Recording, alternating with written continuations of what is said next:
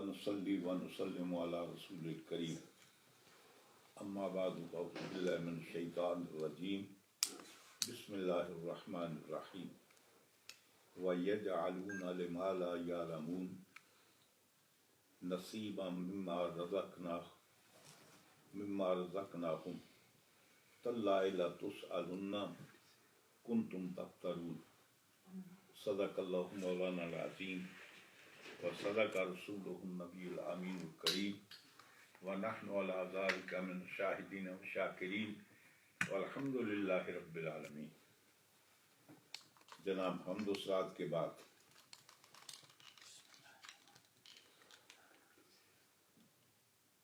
گزشتہ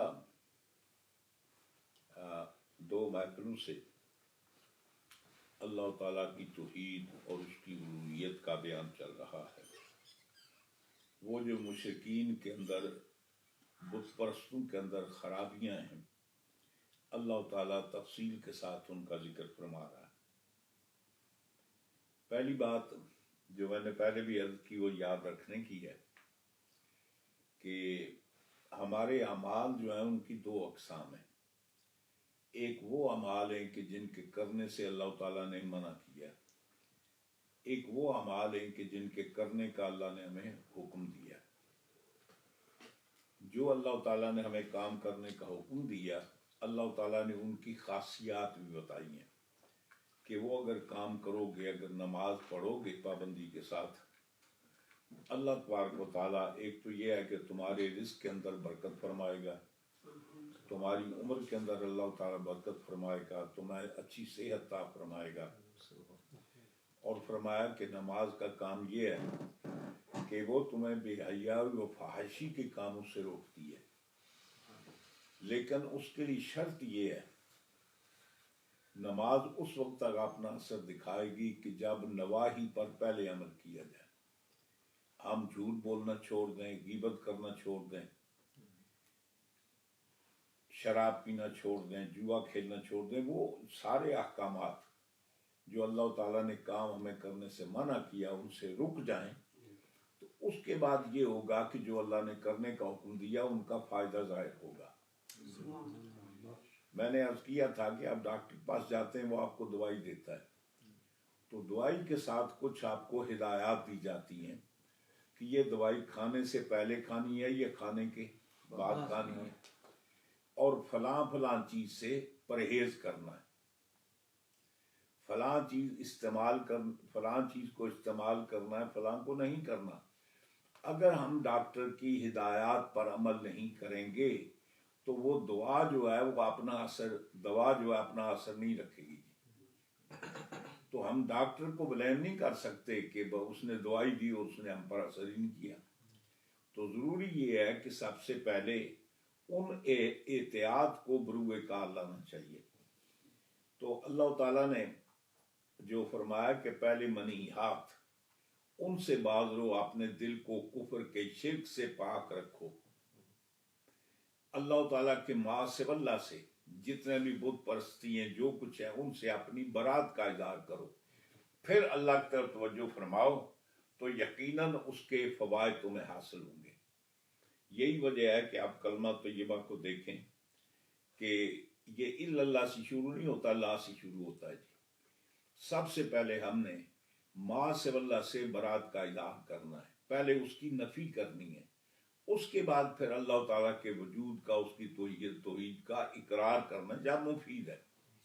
یہ مطلب نہیں کہ بتوں سے میل رہے خدا پر نظریہ خوب کہی، ادھر بھی معاملہ جوڑا رہے اور ادھر بھی ہم ساری باتیں کرتے رہے تو اس کے تاثیر نہیں ہوتی.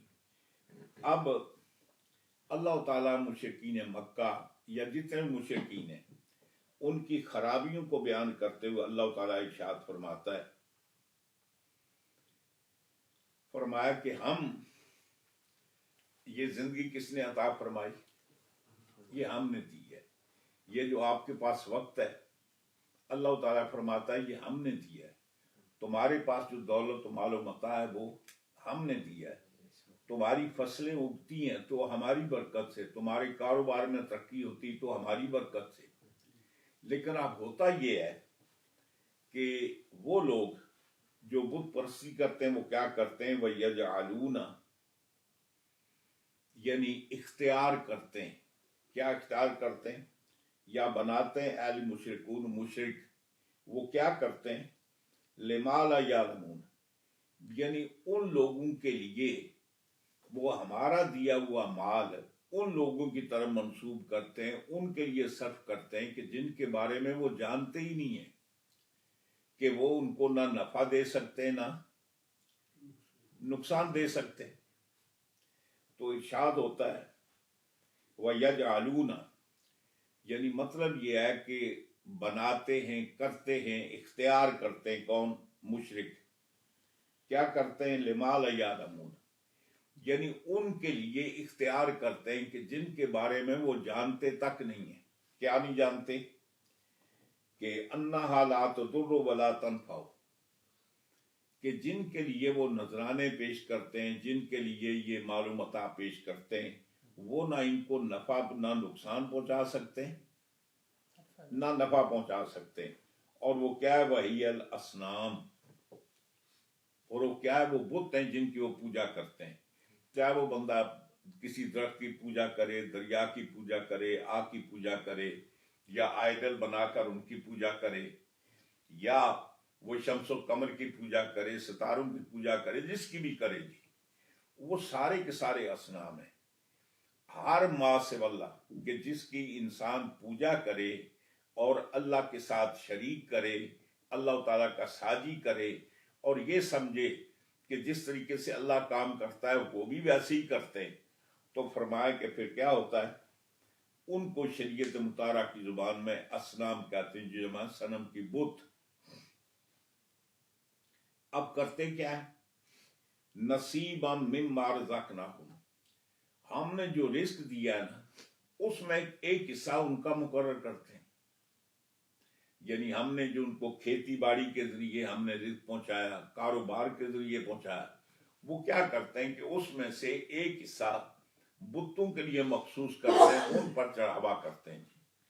جو ہم فصل اگتی ہے اس فصل میں کچھ حصہ وہ ہے کہ اپنے معبودان باطل کے لیے صرف کرتے ہیں، اور جو ہم پیسے دیتے ہیں وہ بھی اس کا کچھ حصہ معبودان باطل کے لیے وہ مختص کرتے ہیں. آپ دیکھتے ہیں کہ جتنے بت پرستی کرنے والے یہ باقاعدہ طور پر جب بتوں کے پاس جاتے ہیں تو کیا کرتے ہیں جی؟ سجدہ بھی کرتے ہیں اور چڑھاوا بھی چڑھاتے ہیں. یعنی مطلب یہ ہے کہ بتوں پر جا کر وہ کیا کرتے ہیں کہ وہاں پیسے بھی رکھتے ہیں، چڑھاوا بھی چڑھاتے ہیں، اور پھر اپنے بتوں کو بڑے بڑے سونے کے کلش بھی ان کو پہناتے ہیں، جناب پیسے خرچ کرتے ہیں. تو رب تعالیٰ فرماتا ہے کہ یہ لوگ مشرک کیا کرتے ہیں، یعنی ان اسلام کے لیے، ان بتوں کے لیے جن کے بارے میں یہ جانتے تک نہیں ہیں کہ وہ نہ ان کو نفع پہنچا سکتے ہیں نہ نقصان پہنچا سکتے ہیں، پھر ان کے لیے کیا کرتے ہیں؟ نصیبا مما رزقناہم ان کا ایک حصہ مقرر کرتے ہیں. جو ہم نے رزق دیا ہے نا اس نے کہا اس میں 10% ان کا یا 5% ان کا یا ایک حصہ ان کے لیے متعین کرتے ہیں.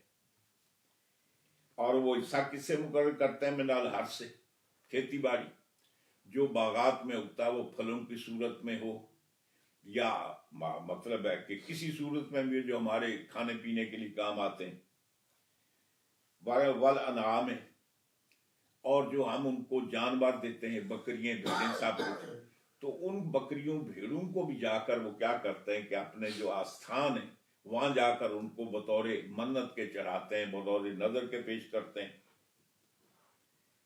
اور کیا کہتے ہیں؟ ھذا للہ اور کچھ وہ اللہ کے لیے بھی خرچ کرتے ہیں. کہتے ہیں کہ یہ جو ہمارے پاس رزق ہے نا اتنا حصہ اللہ کا ہے، وَھَذَا لِشُرَكَائِنَا اور اتنا حصہ جو ہے ہمارے معبودان باطل کے لیے. یعنی اللہ تبارک و تعالیٰ ان سے ان کے کرتوت کا ذکر کر رہا ہے. رب تعالیٰ فرماتا ہے کہ یہ ویسے نہیں ان کو چھوڑ دیا جائے گا، تاللہ لا تسألون یعنی اللہ تعالیٰ فرماتا ہے کہ مجھے میری ذات کی قسم، اللہ کی قسم، تم سے ضرور ضرور پوچھا جائے گا. یہ مطلب نہیں کہ اس کے بعد کوئی یوں چھوڑ دیے جائے، قیامت کے دن تم سے اس کا سوال ہوگا. تو فرمایا کہ یہ سوال کیسا ہوگا؟ سوال و توبیح، یہ وہ سوال ہوگا کہ جھڑکنے کے لیے. ایک تو یہ ہوتا ہے نا کہ آپ کو اچھا کام کر کے آئیں تو آپ کا بیٹا اچھا کام، آپ کہتے ہیں ویل ڈن بیٹے، بہت اچھا کیا ہے. تو یا پھر یہ بھی ہوتا ہے تو نے یہ کیا ہے، یعنی اس کو ڈانٹنے کے لیے. تو یہاں سوال توبیح ہے.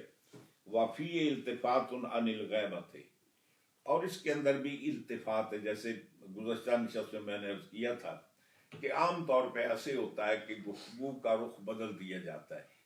ایک ذات ہے، شخصیت ہے، اس کو ہم غیب کے صیغے کے ساتھ تعبیر کرتے ہیں، اور پھر یہ ہوتا ہے کہ ہم اس کو مخاطب کے صیغے سے تعبیر کرتے ہیں. اس کو التفات کہتے ہیں. یعنی مثال کے طور پر ہمارے نماز کے اندر سورہ فاتحہ پڑھتے ہیں جناب، اب پڑھتے ہیں الحمدللہ رب العالمین. تمام خوبیاں اس اللہ کی ذات کے لیے مختص ہیں، مخصوص ہیں. اس اللہ کی ذات کے لیے جو عالمین کو پالنے والا ہے، عالمین کا رب ہے. اور وہ رب کون ہے؟ وہ رحمان ہے، وہ رحیم ہے، وہ جو روز جزا کا مالک ہے. تو یہاں اللہ تعالیٰ کی تعریف کی گئی کس سے؟ غیب کے صیغوں سے. آگے پھر ہم کیا کہتے ہیں؟ ایاک نعبد و ایاک نستعین، اے اللہ ہم تیری ہی عبادت کرتے ہیں، تجھ سے مدد چاہتے ہیں. پہلے جس کا ہم غیب کے ساتھ ذکر کر رہے تھے، اب اس کو خطاب کر رہے. تو یہاں بھی یہ فرمایا کہ وَيَجْعَلُونَ، مطلب ہے لما لا یعلمون، وہ کرتے ہیں کس کے لیے؟ جن کے بارے میں نہیں جانتے. نصیبا، حصہ مقرر کرتے ہیں، من رزقناہم، جو ہم نے ان کو رزق عطا کی ہے.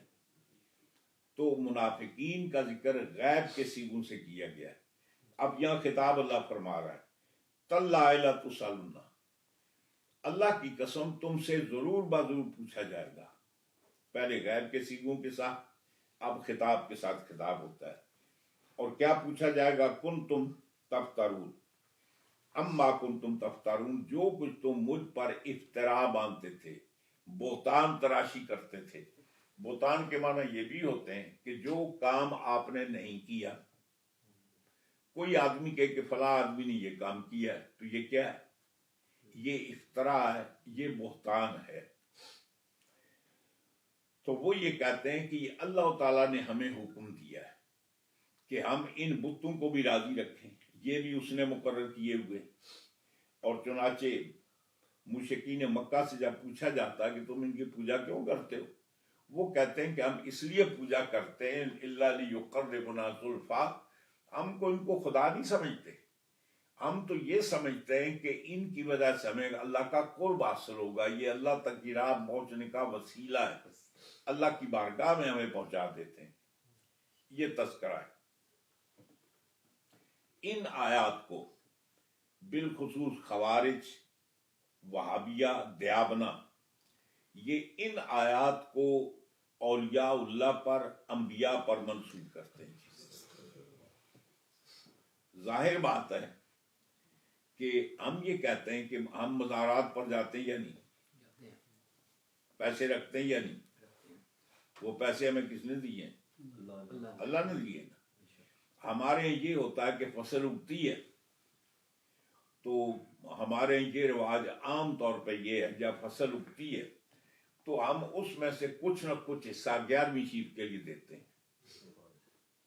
یعنی کچھ دانے، ہر علاقے کا ایک اپنا رواج ہے.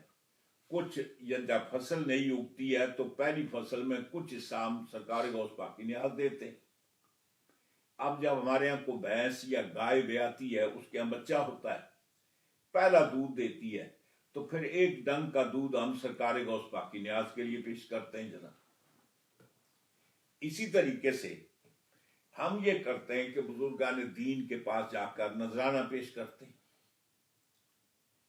تو وہ کہتے ہیں کہ یہ بھی وہی کھاتا ہے جو اللہ تعالیٰ نے بیان کیا. یہ ان کی غلط فہمی ہے. پہلی یہ بات آپ ذہن میں رکھیں کہ نظر اور چیز ہے، نیاز اور چیز ہے. نظر کے معنی ہوتے ہیں منت ماننا، کسی کو خوش کرنے کے لیے کچھ دینا. نیاز کے معنی ہوتے ہیں ایصال ثواب کے. یہ جتنے مشرکین مکہ یا جتنے مشرک لوگ ہیں بتوں کے پاس چڑھاوا چڑھاتے ہیں، وہ اس لیے نہیں چڑھاتے کہ ان بتوں کو اس کا ثواب پہنچے جی، اب وہ تو پتھر ہیں، وہ تو مکلف ہی نہیں تھے، ان کو ثواب کیسے پہنچے گا جی؟ تو ہم ان کی منت مان کر ان کو نظر پیش کرتے ہیں۔ ہم جو اولیاء اللہ کے لیے انبیاء کرام کی بارگاہ میں نذرانہ ہائے عقیدت پیش کرتے ہیں، وہ ایصال ثواب کی غرض سے کہ ہم یہ جو خرچ کرتے ہیں اس کا ثواب ان کو پہنچے، ہمیں بھی پہنچتا ہے ان کو بھی پہنچتا ہے۔ یہاں ایک اور بات بھی ذہن میں رکھیں، بعض چیزیں ہوتی ہیں فزیکل، محسوس، وہ جب آپ کے پاس ہوتی تو آپ کے پاس، جب آپ کسی کو دے دیں تو پھر وہ چیز آپ کے پاس نہیں رہتی۔ یہ مثال ہے اشیاء کثیفہ کی۔ یہ میرے پاس ٹیلی فون ہے، یہ میرے پاس ہے نا، میں اگر کسی کو دے دوں تو دینے کے بعد میرے پاس ہوگا؟ میرے پاس نہیں ہوگا نا۔ بعض چیزیں ہوتی ہیں جن کو اشیاء لطیفہ کہتے ہیں۔ مثال کے طور پر اب میرے پاس عاصم صاحب یا دیگر حضرات پڑھنے کے لیے آتے ہیں، میں ان کو جو میرا علم ہے میں ان کو بتاتا ہوں، تو ان کے بتانے کے بعد میرے پاس بھی رہتا ہے یا وہ چلا جاتا ہے؟ یعنی مطلب ہے میں جب تعلیم دیتا ہوں، پڑھاتا ہوں کوئی چیز، آپ کسی کو کوئی پڑھاتے ہیں تو آپ کے پاس بھی رہتا ہے یا آپ کے پاس سے چلا جاتا ہے؟ وہ 10 پاؤنڈ کا نوٹ تو نہیں ہے نا، آپ کی جیب میں تھا تو آپ کے پاس تھا، جب دے دیا تو آپ کے پاس نہیں ہے، سمجھ گئے؟ اسی طریقے سے جب ہم قرآن شریف پڑھتے ہیں اس نیت سے کہ اس کا ثواب کسی کو دیں، یا ہم کہیں مسجد میں اللہ تعالیٰ کے راستے میں پیسے خرچ کرتے ہیں اس نیت سے کہ اس کا ثواب فلاں بزرگوں کو پہنچے، تو وہ ثواب ہمارے پاس بھی اتنا ہی رہتا ہے۔ ہم اگر کسی کو ایصال ثواب نہ بھی کریں نا تو بھی ہمارے پاس اتنا ہی ہے، اور اگر ہم اس پوری کائنات ہر قیامت تک جانے والے مسلمان، آدم سے لے کر قیامت تک جانے والے مسلمان سب کو ہم اگر ایصال ثواب کریں تو بھی وہ پورا ہمارے پاس رہے گا، اور وہ پورے کا پورے قرآن کا ہر آدمی کو ثواب پہنچے گا، کیونکہ یہ تقسیم نہیں ہو سکتا جی۔ مثال کے طور پر میں آپ سے گفتگو کر رہا ہوں، میری آواز ہے، یہ کثیف نہیں ہے، لطیف ہے، تو اب میری آواز آپ کے اندر تقسیم ہو رہی ہے نہیں۔ اگر ایک آدمی یہاں بیٹھا ہو تو میری آواز اس کو بھی اتنی پہنچے گی، آپ کافی حضرات بیٹھے ہیں تو آپ سب کے پاس انفرادی طور پر اتنی آواز پہنچتی ہے، تو آواز جو ہے وہ تقسیم نہیں ہوتی، ثواب بھی تقسیم نہیں ہوتا۔ یہ جو ہم بزرگان دین کے لیے کرتے ہیں وہ ایصال ثواب ہے، وہ نہ نظر ہے نہ منت ہے۔ اسی لیے شریعت مطالعہ کے اندر منت صرف اللہ کی مانی جاتی ہے، کسی اور کی منت نہیں۔ آپ میلاد کی منت نہیں مان سکتے کہ میرا یہ کام ہو گیا تو میں حضور کا میلاد پڑھاؤں گا، یا میرا کام ہو گیا تو میں یہ 11ویں شریف دوں گا، یا میرا کام ہو جائے گا تو پیر شاہزادی کی دمڑیاں دوں گا۔ یہ سب ناجائز ہے، منت صرف اللہ کی ہے۔ ہاں یہ ہو سکتا ہے کہ میرا یہ کام ہو گیا تو میں حضور کے ایصال ثواب کے لیے اہتمام کروں گا۔ ایصال ثواب ہونا اور چیز ہے، کسی کو دینا اور چیز ہے، اور بحمد تعالی ہم مسلمان ہیں، ہمیں بچپن سے یہ بات سکھائی گئی اور ہمارے دودھ کے اندر یہ بات موجود ہے کہ ہم اللہ پر ہمارا اتنا پختہ ایمان ہے کہ ہم اللہ کی ذات کو چھوڑ کر کسی کی کبھی بھی ہم نظر نہیں مانتے، نہ کسی کی منت مانتے جی۔ پڑھے لکھے تو چھوڑے نا جی، ہمارے ہاں جو گداگر نہیں آتے ہمارے گھروں میں مانگنے کے لیے آتے ہیں تو پتہ کیا باز لگاتے ہیں؟ نظر اللہ نیاز حسین، وہ بھی نظر حسین نہیں کہتے، نظر اللہ، یعنی نظر اللہ کی ہے، نیاز حسین ثواب امام پاک کے ثواب کے لیے اپنے دیتے۔ تو ہمارے ہاں ہم یہ ختم بلائیں کچھ بھی کریں، وہ نظر اللہ ہے، وہ صرف نیاز ان کی ہوتی ہے، ان کے ثواب کے لیے ہوتی ہے، وہ اور چیز ہے۔ اور اللہ تعالیٰ جو بیان کر رہا ہے مشرکین مکہ یا مشرکوں کی بات، وہ اور چیز ہے۔ تو رب تعالیٰ فرماتا ہے کہ جو میں نے عطا کیا نا، اس کے اندر ان معبودان باطل کو میرا شریک ٹھہراتے ہیں۔ وہ جیسے میری رضا حاصل کرنے کے لیے کچھ خرچ کرتے ہیں تو ان کے بھی خرچ کرتے ہیں۔ اور جتنے بھی دنیا کے اندر کافر ہیں ایتھیسٹ کے علاوہ، چاہے وہ عیسائی ہوں، یہودی ہوں، ہندو ہوں، سکھ ہوں، یعنی اللہ تعالیٰ پر، اس کریٹر پر، اس کی ذات پر سب کا ایمان ہے، لیکن ایمان ان کو مفید نہیں ہے۔ کیوں؟ ہمارا بھی اس پر ایمان ہے، ان کا بھی ایمان ہے، لیکن ہم اس کو وحدہ لا شریک مانتے ہیں۔ یہ اس کے ساتھ ساتھ بتوں کی پوجا بھی کرتے ہیں، یہ اس کے ساتھ ساتھ عیسیٰ علیہ السلام کو اللہ کا بیٹا بھی مانتے ہیں، یہ اقنوم ثلاثہ عقیدہ بھی رکھتے ہیں۔ تو ہمارا اور ان کا خدا کو ماننا ایک طرح کا نہیں ہے، ہم اسی کو، صرف اسی کو وحدہ لا شریک مانتے ہیں، کسی اور کو نہیں مانتے۔ وہ خدا کے ساتھ اور ان کو بھی مانتے ہیں۔ نمبر 2، وہ جو یہ کہتے ہیں کہ ہم بتوں کی اس لیے پوجا کرتے ہیں کہ ہمیں اللہ کے قریب کرتے ہیں۔ پہلی بات یہ ہے کہ بتوں کے اندر یہ صلاحیت ہے کہ وہ اللہ کے قریب کریں؟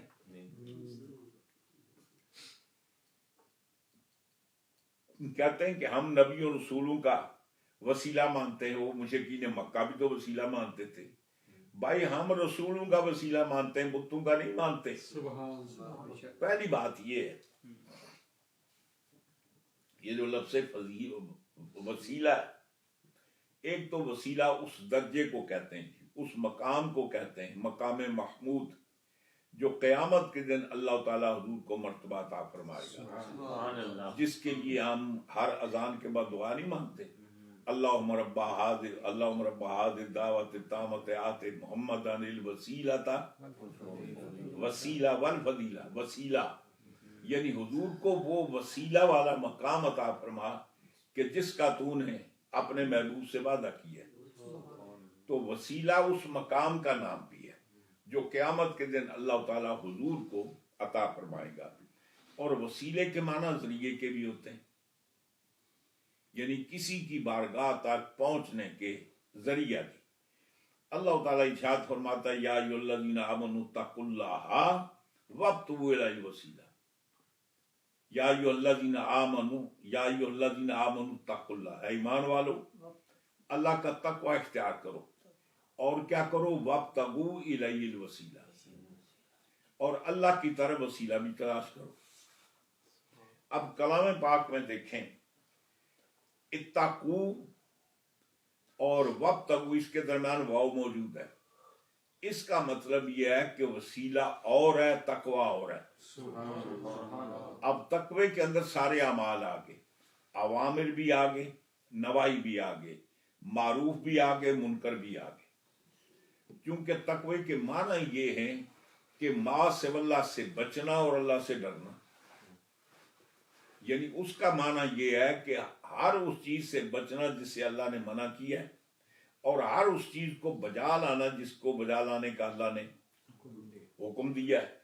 تو اصل میں تقوی کمپلیٹلی اللہ کے رسول کو اوبے کرنے کا، ان کی اطاعت کرنے کا، اللہ کے رسول کی اتباع کرنے کا نام ہے۔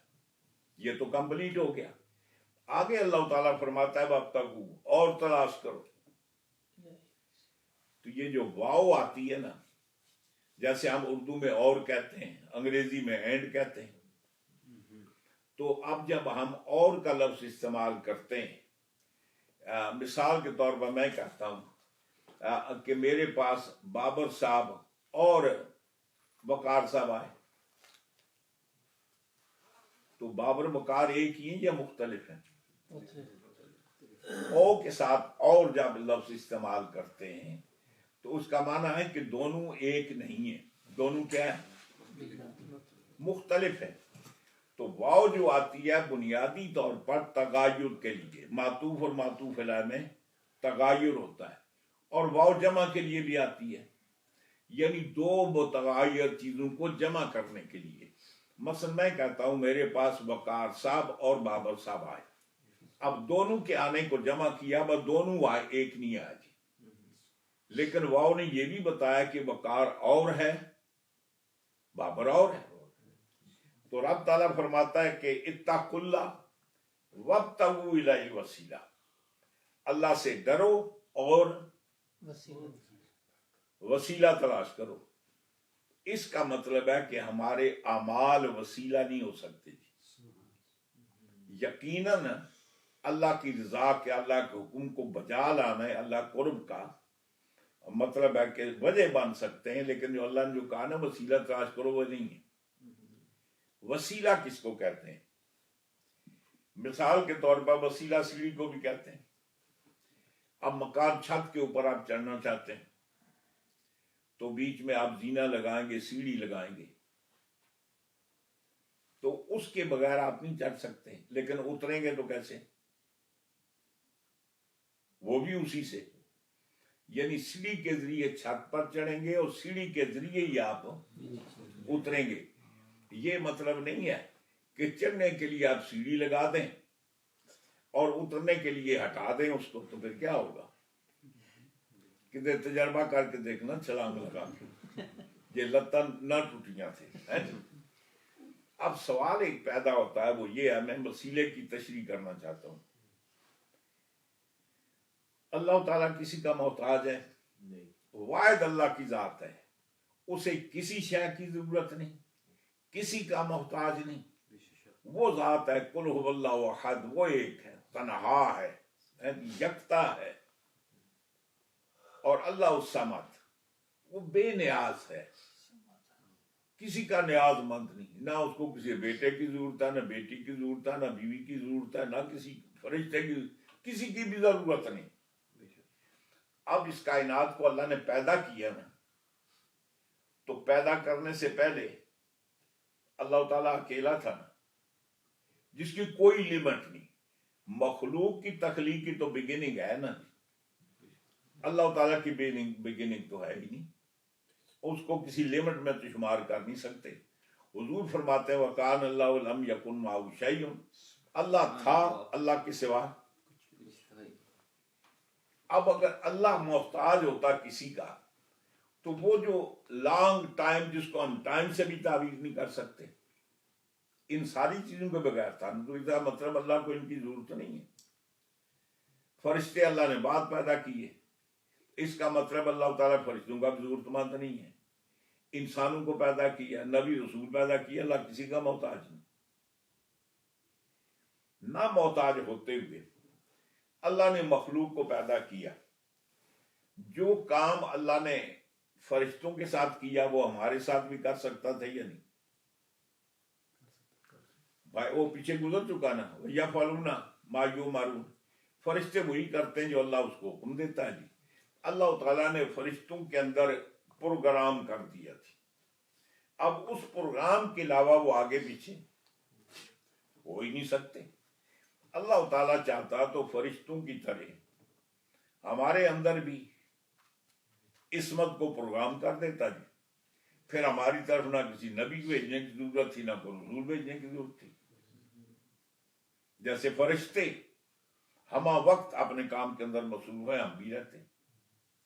یا دوسری بات یہ جو جانور ہیں، حیوانات، ان کے اندر بھی اللہ تعالیٰ نے ان کی نیچر اور فطرت میں اللہ نے اپنی تسبیح، اپنا ذکر مطلب ہے پروگرام کر دیا ہے، اور یہ ہمہ وقت اللہ تعالیٰ کے ذکر کے اندر مصروف ہے۔ اللہ کو یاد دہانی کرانے کی ضرورت نہیں، یا اللہ تعالیٰ نے وہ جانوروں کی طرف کو رسول نہیں بھیجا جی۔ تو اللہ اگر چاہتا تو جس سے جانوروں کی نیچر فطرت میں اس نے اپنی رضا، اپنی اطاعت کو پروگرام کر دیا، ہمارے اندر بھی کر دیتا تھا، قادر سا، لیکن کیا نہیں۔ پھر بنی نوع انسان کو ہدایت دینے کے لیے اللہ تعالیٰ اگر کتاب بھیجنا چاہتا تو جبریل کا فرشتے کا محتاج تو نہیں ہے۔ ہر آدمی جب صبح اٹھتا دروازے پر کتاب ہوتی، اللہ اس بات پر قادر تھا۔ پھر رسول کو بھیجنے کی ضرورت کیا جی؟ بغیر رسول بھیجے اللہ تعالیٰ خلق خدا کو ہدایت نہیں دے سکتا۔ دے سکتا ہے. وہ کتاب بھیجنے میں وہی بھیجنے میں فرشتے کا محتاج نہیں، کتاب بھیجنے میں فرشتے کا محتاج نہیں، ہدایت دینے میں کسی نبی اور رسول کا محتاج نہیں. وہ یہ سارے کام خود کر سکتا تھا، کیوں نہیں کیے جی؟ نہیں کیے. اللہ تعالیٰ نے ہم لوگوں تک ڈائریکٹ اپروچ نہیں کی. اللہ کی ہم تک اپروچ کیسے ہے؟ پہلی اپروچ تو نبیوں تک ہے نا. نبیوں تک کی، رسولوں تک بھی ڈائریکٹ اپروچ نہیں کی، اللہ نے فرشتے کے ذریعے کی ہے. پھر ہم تک اللہ تعالیٰ نے، جیسے نبیوں تک اللہ نے فرشتے کے ذریعے اپروچ کی، ہم تک فرشتے کے ذریعے تو اپروچ نہیں کی. ہاں البتہ وہ جان نکالنے والا آئے گا. ہاں جی، باقی اور طرح کی اپروچ نہیں ہے.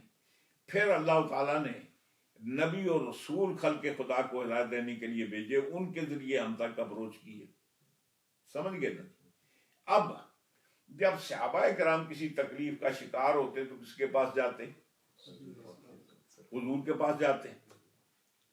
آپ اللہ کی بارگاہ میں عرض کریں. موسیٰ علیہ السلام کے دور میں کلام پاک اس بات پر شاہد ہے، ایک نہیں بارہا فرعون کو بھی تکلیفیں پیش آئیں. خود اپنے آپ کو رب کہنے والا موسیٰ علیہ السلام کے پاس جاتا ہے، سرکار مہربانی کریں اس عذاب سے جان چھڑا دیں تو پھر ہم آپ کو مان لیں گے. اللہ نے کبھی جوؤں کا عذاب ان پر بھیجا، کبھی مینڈکوں کا عذاب بھیجا، کبھی کھٹمل کا بھیجا، طرح طرح کے عذاب آئے. اب جب پریشان ہوئے تو موسیٰ علیہ السلام کے پاس جاتے ہیں، وعدہ کرتے ہیں جی آپ مہربانی کریں اس عذاب سے جان چھڑا دیں پھر ہم آپ کو مان لیں گے. اب رب تعالیٰ فرماتا ہے کہ میری اپروچ تم تک نبی اور رسول کے ذریعے سے ہے، تمہاری اپروچ بھی اسی ذریعے ہونی چاہیے. جب صحابہ کرام کو تکلیف پہنچتی تو حضور کے پاس جاتے، اے اللہ کے نبی ہمارے لیے دعا فرمائے. اور اللہ تعالیٰ نے خود طریقہ فرمایا وَلَوْ أَنَّهُمْ إِذْ ظَلَمُوا أَنفُسَهُمْ جَاءُوكَ، اے محبوب اگر یہ اپنی جانوں پر ظلم کر بیٹھے اور آپ کے پاس آ جائیں، آپ کے پاس آ کر بستغفر اللہ، اللہ سے معافی کے طلبگار ہوں، اور واستغفرہم الرسول، حضور بھی ان کے استغفار کی تائید کرتے، تصدیق کرتے. لَوَجَدُ اللَّهَ تَوَّابًا رَحِيمًا، اللہ کو تواب بھی پائیں گے، رحیم بھی پائیں گے. اللہ تواب بھی ہے، رحیم بھی ہے، اس میں کوئی شک نہیں. نہ اس کا تواب ہونا کسی کا محتاج ہے، نہ رحیم ہونا کسی کا محتاج ہے. لیکن آپ کے لیے تواب اور رحیم جب ہوگا جب حضور کے پاس جائیں گے تو ہمارے ہاں بحمد تعالی ہم اہل اللہ کو، اور اس کی وجہ یہ ہے جو صحابہ کرام کا مقام ہے وہ صحابہ کے بعد کسی اور کا ہو سکتا ہے؟ صحابہ کرام نماز پڑھتے تھے نا، روزے بھی رکھتے تھے، جہاد بھی کرتے تھے، تو ہم کیا چک مارتے؟ ہم بھی وہی نماز پڑھتے ہیں نا، ہم روزے بھی رکھتے ہیں، جہاد بھی کرتے ہیں، بلکہ کئی ایسے کام ہیں جو ان سے زیادہ کرتے ہیں، تو ہم ان کے مرتبے پہنچ سکتے ہیں؟ کیوں؟ اس لیے کہ ان کو ہدایت سرکار کے ذریعے ملی ہے، اور جو سرکار کے ذریعے ہدایت ملے وہ اتنی پختہ ہوتی ہے کسی اور کے ذریعے نہیں مل سکتی. تو مطلب یہ ہے کہ اس کا صرف نماز روزہ کافی نہیں ہے، بلکہ کسی اللہ کے بندے کے پاس جائیں تو اس کی ایک نظر بھی آپ کی زندگی کو تبدیل کر سکتی ہے، آپ کی کایا پلٹ سکتی ہے. میں نے پہلے بھی عرض کیا ہوگا، درود ہی پڑھیے.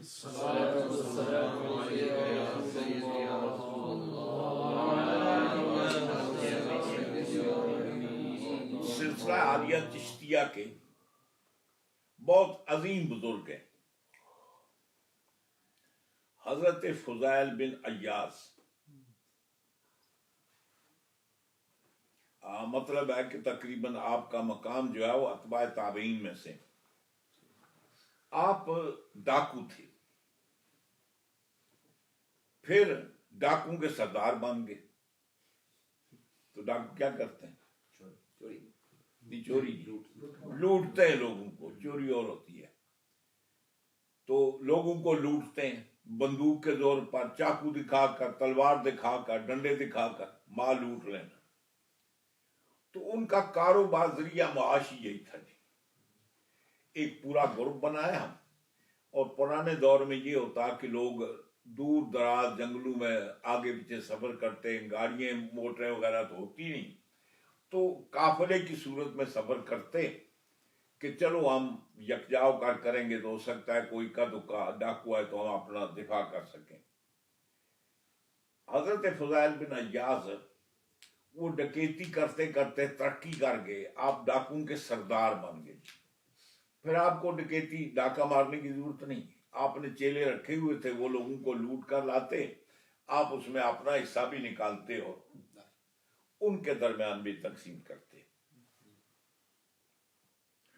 ایک وہ بزرگ آدمی، بوڑھے آدمی کہیں سفر کر رہے تھے، ان کو کہیں جانا تھا، سوچنے لگے اکیلے سفر کروں گا تو کوئی ڈاکو واکو لوٹ لے گا، بہتر یہ ہے کہ کسی قافلے کے ساتھ جاؤں۔ چنانچہ قافلہ انہی منزل مقصود پر ایک قافلہ جا رہا تھا، آپ بھی اس قافلے کے ساتھ ہو لیجیے۔ جب جنگل میں پہنچے تو پتہ چلا کہ یہاں یہ جو علاقہ ہے یہ فضیل ابن عیاض کے ڈاکوں کا ایریا ہے اور وہ بندوں کو لوٹ لیتے ہیں۔ بڑے میاں نے بڑی ہوشیاری کی، اس نے یہ کیا کہ میں یہ کرتا ہوں کہ اپنا مال کہیں چھپا دیتا ہوں، پھر قافلے کے ساتھ چلتا ہوں۔ ظاہر ہے کہ وہ ڈاکو آئیں گے، قافلے کو لوٹ لیں گے، میرے پاس تو ہے ہی کچھ نہیں، لوٹیں گے کیا؟ پھر وہ لوٹ کا مال لے جا کر آپس میں تقسیم کریں گے، تو اس کے بعد ہفتہ دو ہفتے راستہ پرامن ہو جائے گا، پھر میں اپنا مال لے کر آرام کے ساتھ گزر جاؤں گا۔ چنانچہ قافلے سے ہٹ کر کہیں گے تو دیکھا کو بزرگ بیٹھے ہوئے ہیں جناب، تو ہاتھ میں تسبیح بھی ہے جناب۔ انہوں نے دیکھا یہ کو بڑے بزرگ ہیں، تو ان کے پاس جا کر اپنا جو مال تھا نا وہ پوری تھیلی ان کے پاس رکھی، جناب مہربانی کریں، سنا ہے کہ یہ جنگل ہے، یہاں فضیل بن عیاض کے ڈاکو ہیں، لوگوں کو لوٹ لیتے ہیں، تو یہ اب میری امانت سنبھال کر رکھیں اور میں قافلے کے ساتھ جاتا ہوں۔ جب قافلہ لٹ جائے گا، لوگوں کا مال متاع ہوگا، پھر وہ تقسیم کریں گے، تو میں آ کر آپ کے پاس سے اپنی امانت لے جاؤں گا۔ آپ نے فرمایا ٹھیک ہے یہاں رکھ دو۔ بڑے میاں نے رکھ دی۔ اب پھر قافلے میں مل کے چل رہے ہیں، تھوڑی دیر آگے چلے تو فضیل بن عیاض کے ڈاکو نے حملہ کر دیا۔ نتیجہ یہ ہوا کہ سب کا مال لوٹ لیا۔ مال لوٹنے کے بعد اب وہ قافلہ پریشان ہے، جو ان کے پاس پونجی تھی وہ لٹ گئی جناب۔ بڑے میاں مطمئن ہے کہ شکر ہے میرا مال بچ گیا۔ اب اس قافلے سے آپ نے تھوڑے ہٹ کرنا، آپ جنگل میں جاتے ہیں، چلو میں اپنا مال لے آؤں۔ جب وہاں پہنچے دیکھا نا جہاں مال جس بزرگ کو دیا تھا وہ سارے ڈاکو وہاں جمع تھے اور وہ بزرگ تقسیم کر رہے تھے ان کا مال۔ بڑے میاں نے سوچا تو جو خدا کا ڈاکو کے ہاتھ میں دیا تو کیا ملے گا۔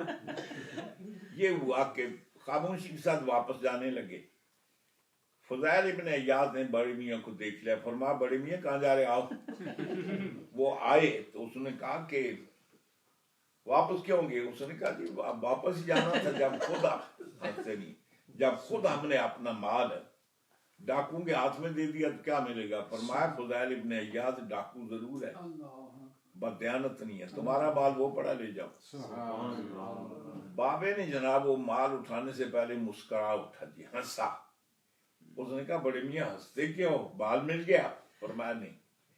فرماتے ہیں تجھے میری امانت کا اتنا خیال ہے، میری امانت کا اتنا خیال ہے، وہ جو روزے الست کسی اور سے بھی تم نے امانت کا ذمہ لیا تھا، اس کی امانت تمہیں یاد نہیں؟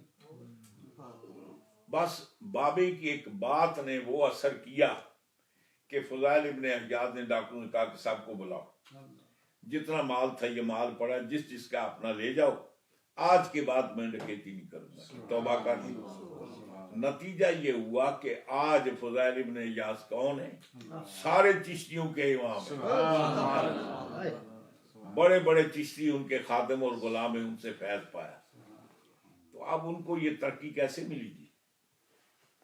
اس لیے اللہ تعالیٰ فرماتا ہے کسی اہل اللہ کا صحبت اختیار کرو، اور دوسری ہے کہ اللہ تعالیٰ فرماتا ہے یا ایھا الذین آمنوا اتقوا اللہ وکونوا مع الصادقین، سچوں کی معیت اختیار کرو، یعنی وہ جو سچوں کی معیت اختیار کرنے میں تمہیں مقام مل سکتا ہے، ہو سکتا ہے کہ 100 سال تک عبادت کرتے رہو وہ منازل تمہاری طے نہ ہو۔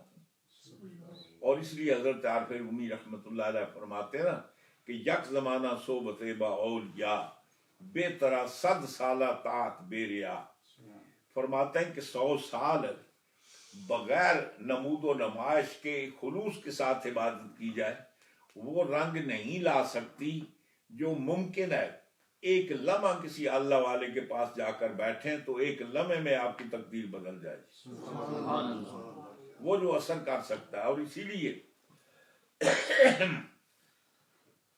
حضرت عارف رومی رحمت اللہ علیہ فرماتے ہیں پیر را بغزی کے بے پیری سفر، آپ فرماتے ہیں کہ اپنا کو مرشد رہبر بنا لیں کہ بے پیری سفر، یہ زندگی کا سفر بغیر پیر کے ہست بس پر آفتو پر از خطر، یہ آفتوں سے خطرات سے بھرا ہوا ہے، راستے میں جگہ جگہ رازن بیٹھے ہیں، ایمان کے ڈاکو بیٹھے ہیں، تمہارے تقوی اور پرہیزگاری کے ڈاکو بیٹھتے ہیں، کہیں تمہیں لوٹ نہ لے، لہذا اس مال کی حفاظت کے لیے یہ سفر طے کرنے کے لیے کسی راہبر کو تلاش کر۔ اور آگے یہ بھی فرماتے ہیں کہ کو راہبر تلاش کرنے سے پہلے آدمی کو پوری تحقیق کرنی چاہیے۔ ہم بازار میں کوئی چیز خریدنے جاتے ہیں تو 10 دکانوں میں گھومتے ہیں، پرائس چیک کرتے ہیں، اس چیز کی کوالٹی چیک کرتے ہیں، پھر مطمئن ہو کر ہم اس چیز کو خریدتے ہیں۔ تو بیعت ہونے کے لیے محض کسی کا جبہ کبا دیکھ کر تو یوں نہیں ہو جانا چاہیے۔ عارف رومی فرماتے ہیں اے بسا ابلیس آدم روح ہست، بہت سارے شیطان انسان کے روپ میں پھر رہے ہیں، پس بہر دستے نمائے داد دست، تو ہر ہاتھ میں اپنا ہاتھ ہی دینا چاہیے۔ جبہ کبا دیکھ کر خوش ہوئے اور اس کے ہاتھ میں ہاتھ دے دیا۔ فرماتے ہیں کہ پھر کہتے ہیں ان کے کردار کو دیکھو، فرماتے ہیں کہ ایسے ایسے ہم نے دیکھیں کہ شریعت کی پرواہ نہیں ہے، حرام حلال کی پرواہ نہیں ہے۔ جی ہم بزرگ ہیں، وہ ایک پیر صاحب کہیں گے نا جناب، رات کو سوئے ہوئے تھے تو ان کو سوتے ہوئے پچنے کی عادت تھی۔ وہ عادت یہ ہوتی ہے کہ آدمی سوتے ہوئے باتیں کرتا ہے، بڑبڑاتا ہے جی۔ وہ پیر صاحب کے سوئے ہوئے تھے تو سوتے ہوئے یہ خواب کے اندر سوتے کہہ رہے ہیں دور دور دور دور، جیسے کتے کو نہیں دور کرتے جی۔ تو صبح ہوئی تو مریدنی جو ان کی تھی، ان کے مرید کی بیوی، وہ پوری فیملی، مریدنی نے اتفاق سے وہ جاگ رہی تھی جب وہ دور دور کر رہے تھے، اس نے سن لیا، اس نے کہا پیر صاحب رات کو آپ بڑے دور دور کرتے رہے۔ اس نے کہا مریدنی تجھے کیا پتا، اور میں راتی حرم شریف وچ تھا، اتنے کتے داخل ہو گئے تو میں انہاں کی موڑ رہے ہیں تو دور دور کر رہے ہیں۔ سوچنے لگی میرا پیر تو پہنچا ہوا ہے، یہ رات سوتا یہاں ہے اور مقام اس کا رات کو کیا ہوتا ہے، یہ خانہ کعبہ میں ہوتا ہے۔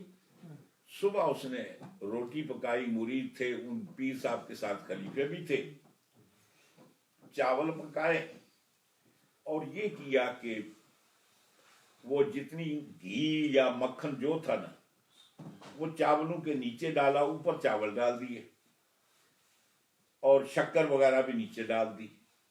جو ان کے چیلے تھے ان کو چاول ڈالے، گھی بھی اوپر ڈالا، شکر بھی اوپر ڈالی۔ اب سب کے آگے پلیٹیں رکھی، پیر صاحب بڑے حیران باؤنے چاچے لگنے، انہوں نے کیوں بھی پا کے دیتا تے چینی بھی پا کے دیتی، تو میں نے سوکھے چاول۔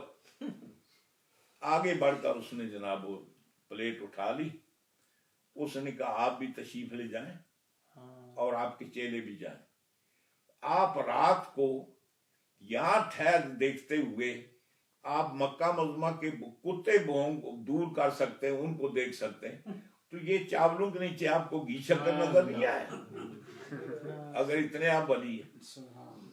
تو اسی لیے عارف رومی کہتے ہیں کہ کار شیطانی کنت نامش ولی، بہت سارے ایسے بھی لوگ ہیں جو شیطانوں والے کام کرتے ہیں اور نام ان کا ولی ہے، گر ولی نست لعنت بر ولی، اگر ولایت اسی کا نام ہے تو ایسے ولی پر اللہ کی لعنت ہو۔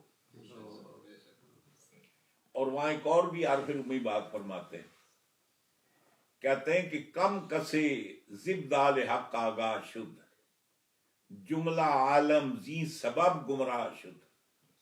کہتے ہیں کہ بہت سارے ایسے لوگ ہیں جو اللہ تعالیٰ کے نیک بندے ان سے آگاہ نہیں ہیں، ان سے متعارف نہیں ہیں، اسی وجہ سے یہ گمراہ ہوتے ہیں۔ کہتے ہیں جملہ عالم زی سبب گمراہ شد، اس وجہ سے یہ جہان والے گمراہ ہوئے ہیں کہ ان کو پہچان نہیں ہے کہ اللہ کے نیک بندے کون سے، ان سے بغض عداوت کرتے ہوئے۔ اور آگے ایک اور بات فرماتے ہیں، آپ فرماتے ہیں کہ کار پاکاں راہ کے آسد خود مگیر، یہ نیک لوگوں کو اپنی ذات کے اوپر قیاس مت کرو، وہ بھی کھانا کھاتے ہیں ہم بھی کھاتے ہیں جناب، وہ بھی سوتے ہیں ہم بھی سوتے ہیں، وہ بھی یہ کام کرتے ہیں ہم بھی کرتے ہیں۔ کہتے ہیں کہ اللہ والوں کو اپنی ذات کے اوپر قیاس نہ کرو، گرچہ مانت در نوشتن شعر و شیر، یہ اردو کے اندر آپ شعر لکھیں یا شیر لکھیں، وہ لکھنے میں ایک ہی طرح کے کوئی فرق محسوس نہیں کر سکتا۔ شیر درندے کو کہتے ہیں اور شیر دودھ کو کہتے ہیں۔ فرماتے ہیں شیر آن باشد کے مردم می خورد، دودھ وہ ہوتا ہے جس کو انسان پیتے ہیں، اور شیر آن باشد کے مردم را درد، اور شیر وہ ہوتا ہے جو انسان کو چیر پھاڑ دیتا ہے۔ اصل قصہ یہ ہے کہ یہ ہمارے یہاں بہت ساری پرابلم یہ ہے،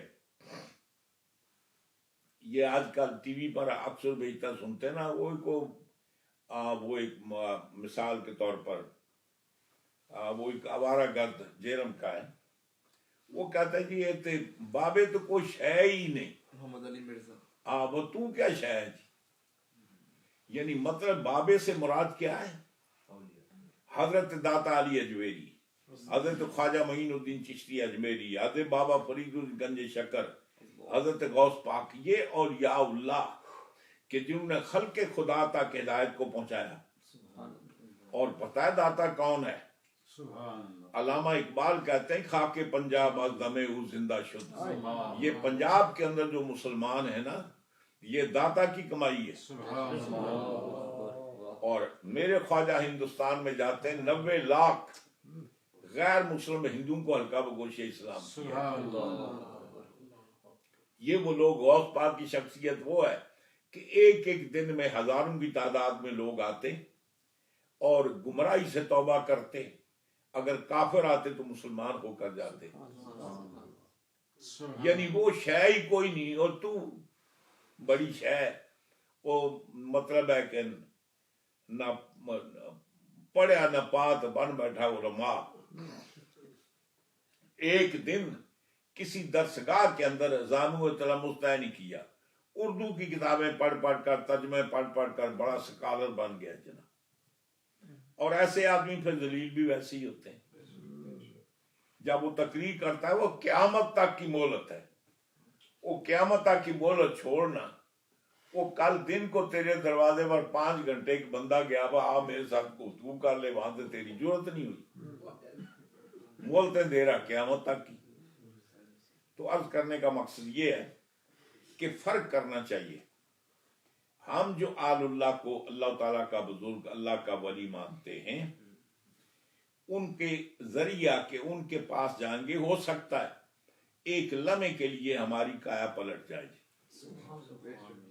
تو چل پہلے میں نے عرض کیا کہ اللہ تعالیٰ مشرکین مکہ کے کرائٹیریا، ان کی سرشت کو اللہ بیان کر رہا ہے کہ ہم نے سب کچھ ان کو دیا ہے، جب تقسیم کرنے کی باری آتی کہتی یہ ہم اللہ کا حصہ ہے، یہ بتوں کا حصہ ہے، وہ دیا ہم نے، بتوں کا حصہ بیچ میں کدھر سے آ گیا؟ تو اس پر یہ قیاس کرتے ہیں اس بات کو، حالانکہ بحمد تعالی ہم کسی نبی کسی بزرگ کی بارگاہ میں ہم نظر نہیں چڑھاتے جی، ہم ایصال ثواب کرتے ہیں جی، ان کو ایصال ثواب کرتے ہیں، اور یہ قرآن سے بھی ثابت ہے، حدیث سے بھی ثابت ہے۔ تو عرض کرنے کا مطلب یہ ہے کہ ہم وہ کہتے ہیں نا کار پاکاں را کے آسا سود مگیر، یہ جس طریقے سے بات قسمت وہ لوگ ہیں کہ جنہوں نے کلام پاک میں جتنی منافقوں کے لیے آیتیں آئی ہیں وہ ساری صحابہ پر چسپاں کر دی، اور ایک وہ ہیں جتنی بتوں کے حق میں آیتیں آئی ہیں وہ ساری اولیاء اللہ پر انبیاء پر اس کو چسپاں کر دیا۔ اور اسی لیے حضور نے فرمایا تھا کہ من قال فی القرآن برا یہی فلیتبوأ مقعدہ من النار، جس نے قرآن کے اندر اپنی رائے کو دخل دیا اور اپنا ٹھکانہ جہنم بنانا چاہیے۔ بہرحال یہ بات سمجھ گئے۔ رب تعالیٰ فرماتا ہے وَيَجْعَلُونَ، یہ جو مشرک ہے نا بت پرست، یہ کیا کرتے ہیں؟ یجعلون ای المشرکون لما یا لا یعلمون، یعنی جس کو وہ جانتے ہی نہیں ہیں، ان کو یہ نہیں پتا کہ جن بتوں کی وہ پوجا کر رہے ہیں نہ ان کو نفع پہنچا سکتے ہیں نہ نقصان پہنچا سکتے ہیں، یہ ان کی بات کر رہا ہوں، ان کو نہیں پتا واقعتاً بت نقصان پہنچاتے ہیں جی۔ جب ان کی پوجا کریں گے تو قیامت کے دن ان کی پوجا کرنا کیا ہوگا؟ نفع تو کوئی نہیں، نقصان پہنچائیں گے۔ جب ان کی پوجا کریں گے تو پھر نقصان ہوگا۔ اور وہ اللہ تعالیٰ فرماتا ہے نا کہ قیامت کے دن اللہ تعالیٰ فرماتا ہے قو انفسکم وآلیکم النار، نہیں اتقوا النار التی وقودها الناس والحجارہ، اللہ فرماتا ہے کہ اس آگ سے بچو جس کا ایندھن فیول انسان اور پتھر ہے۔ بھائی انسانوں کا جرم تو یہ ہے جی، انہوں نے غلط کام کیا، سزا ملنی۔ ہجارہ پتھروں کا مطلب کیا جی؟ اس کا مطلب یہ ہے کہ قیامت کے دن جب ان کو جہنم میں ڈالا جائے گا نا، وہ جو ان کے بت تھے ان کو بھی ساتھ ڈالا جائے گا، حالانکہ ان کو ڈالنے کا بطور ان کا کیا قصور جرا، وہ ان کو اذیت پہنچانے کے لیے کہ آج دیکھو کل تک جن کو اپنا کارساز سمجھتے تھے، حاجت روا سمجھتے تھے، آج وہ بھی تمہارے ساتھ اسی جہنم کے اندر ہے۔ تو بہرحال وہ یہ سمجھتے تھے، ان کے لا علمی کی یہ بت جو ہے نا ہمیں نفع پہنچا سکتے ہیں نہ نقصان پہنچا سکتے ہیں۔ تو کرتے کیا؟ ان کے لیے حصہ مقرر کرتے، بس یہ ان کا حصہ، یہ اللہ تعالیٰ کا حصہ ہے جی۔ رب تعالیٰ فرماتا ہے کہ ثم تاللہ لتسألن، پھر اللہ کی قسم تم سے تمہارے کردار کے بارے میں ضرور تم سے سوال ہوگا، پوچھا جائے گا۔ کس بات میں؟ عما کنتم تفترون، جو تم افترا باندھتے۔ کیا یہ کہتے تھے علی اللہ، فرمایا کہ من انہ امرکم بذالک، لوگوں کہتے ہیں یہ اللہ نے ہمیں حکم کیا اس لیے ہم یہ کرتے ہیں، امر الہی سے۔ تو اللہ تعالیٰ فرماتا ہے کہ یہ جو تم نے اللہ پر افترا باندھا ہے، بہتان باندھا ہے، اللہ تعالیٰ اس کے بارے میں تم سے پوچھے گا۔ یہ ان کا ایک کردار بیان کیا جی، سمجھ گئے جی؟ یعنی وہ یہ کرتے ہیں کہ ان بتوں کے نام پر چڑھاوے چڑھاتے ہیں، بتوں کی نظر مانتے ہیں، بتوں کی منتیں مانتے ہیں۔ ہمارے اکثر بیشتر بعض ان پڑھ لوگ واسے کرتے ہوں گے، یعنی منت صرف اللہ کی ہے جی۔ ہم یہ کر سکتے ہیں کہ ہمیں موقع ملے تو گھر کے اندر حضور کے میلاد کا اہتمام کریں، خوشی منائیں کہ حضور تشریف لائے۔ ہم گھر کے اندر 11ویں کا پروگرام کر سکتے ہیں کسی بزرگ کا، لیکن ہم منت نہیں مان سکتے۔ اگر آدمی یہ منت مانے کہ میرا اگر یہ کام ہو گیا تو میں سرکار غوث پاک کی 11ویں دوں گا، تو یہ منت ماننا حرام ہے اور اس کو پورا نہیں کیا جائے گا۔ منت صرف اللہ کی ہوتی ہے، ان کے لیے ایصال ثواب کی محفل ہو سکتی ہے، منت صرف اللہ کی۔ بحمد تعالیٰ ہم صرف اللہ کی منت مانتے ہیں نظر اللہ کی مانتے ہیں، ہم کسی اللہ کے ماں سوا نہ کسی فرشتے کی منت مانتے، نہ کسی رسول اور نبی کی مانتے، نہ کسی ولی اور بزرگ کی منت مانتے۔ منت صرف اللہ کی جی، اللہ کے سوا کسی کی منت نہیں ہے۔ ایصال ثواب کا ہم کام کرتے ہیں، حضور کو بھی ایصال ثواب ہم حضور کی بارگاہ میں پیش کرتے ہیں، صحابہ کرام کی بارگاہ میں ہم سے جو ہو سکتا ہے ہم ایصال ثواب کی وہ نیاز پیش کرتے ہیں، بزرگان دین کی بارگاہ میں پیش کرتے ہیں۔ وہ اور چیز ہے، وہ منت نہیں ہے، نہ نظر ہے وہ، اور ماذ وہ ایصال ثواب ہے۔